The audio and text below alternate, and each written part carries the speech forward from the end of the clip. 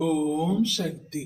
என் அன்பு தங்கமே, நீ இத்தனை நாட்களாக யார் உன்னை தேடி வர வேண்டும், யார் உன் வாழ்க்கை முழுவதும் இருக்க வேண்டும் என்று தீர்மானித்து ஏங்கி தவித்து காத்து கொண்டிருந்தாயோ, அந்த நபரே உன் வீட்டு வாசலில் வந்து நிற்க போகின்றார். அவரின் வருகையால் நீயும் உன் குடும்பமும் மகிழ்ச்சியில் திகைக்க போகிறீர்கள். உனக்கு பிடித்த ஒரு உறவை நீண்ட நாட்களாக பிரிந்திருக்கின்றாய். பிரிந்து இருக்கும் சமயத்தில் நீ மிகவும் கஷ்டப்பட்டு கொண்டே இருக்கின்றாய். உன்னுடைய கஷ்டத்தை உன் குடும்பத்தாரும் பார்த்து கொண்டு அவர்களும் மிகுந்த வருத்தத்தில் உள்ளனர். கவலைப்படாதே செல்வமே, நீ தேடும் மனம் விரும்பும் நபரிடமிருந்து நிச்சயம் உனக்கான அழைப்பு கூடிய விரைவில் வந்து அவரே உன் வீட்டு வாசலில் வந்து உனக்காக தவம் இருக்க போகின்றார். நீ விரும்பிய அந்த உறவுடன் மகிழ்ச்சியாக இருக்க போகின்றாய். ஆயுட்காலம் முழுவதும் நீ அந்த உறவை பிரியாமல் இருக்க உன் அம்மா நான் உங்களை ஆசீர்வதிக்கின்றேன்.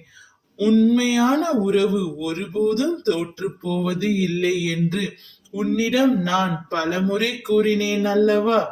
உண்மையான அன்பு உயிரான உறவும் நிச்சயம் பிரிவு என்ற பாதையை நோக்கி நடை போட்டாலும் வாழ்க்கை முழுவதும் அந்த பிரிவு நிலைத்து இருக்காது தங்கமே. எல்லாம் சரியாகிவிடும் என்பது நினைப்பது தவறில்லை. இனி வரும் பிறப்புகளில் எப்படி இருக்கும் என்று உன் நற்பண்பு நற்செயல் மட்டுமே தீர்மானிக்கும் என அறிந்து வாழ்.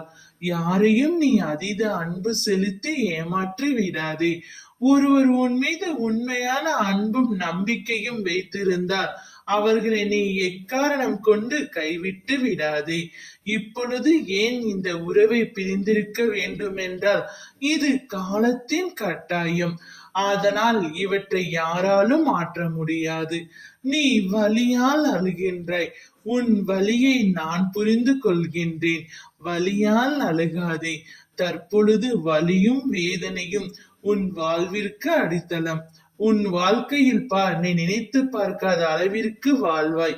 சுற்றி பல பேர் உயர்ந்து கொண்டிருக்க நீ மட்டும் உழைத்தும் அப்படியே இருக்கின்றோமோ என்று ஏங்குவது ஏற்புடையது அல்ல.